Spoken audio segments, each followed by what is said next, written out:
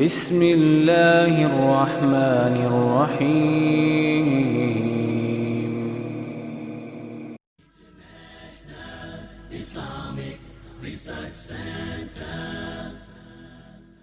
حدیث نمبر 507 ہے۔ سیدنا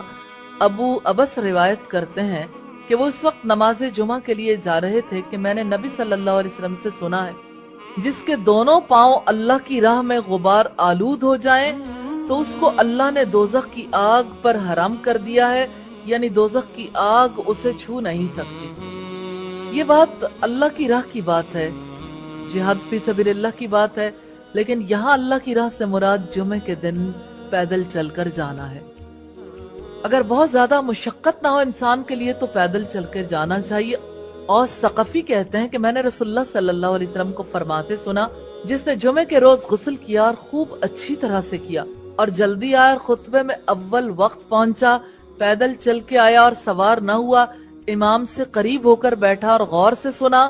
لفظ سے بچا تو اس کے لیے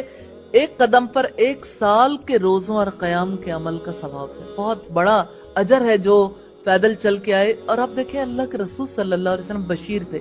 خوشخبریاں دینے والے، کیسے دور سے چل کے آنے والوں کی مشقت ہی ختم ہو جاتی ہوگی کہ اگر ہم چل کے بھی آئے تو ہمارے لیے اتنا بڑا اجر ہے، 1 سال کے روزوں اور قیام کے عمل کا ثواب ہے، یعنی 1 سال کوئی متواتر قیام کرتا رہے، اتنا بڑا ثواب ہے جو دور سے چل کے آتا ہے۔ اور یہی معاملہ ہے جیسے عام عبادات میں بھی اور علم کے حصول کے لیے بھی، جو جتنا فاصلہ طے کرتا ہے، جو جتنا سفر کرتا ہے، اتنا بڑا اجر اس کے لیے ہوتا ہے۔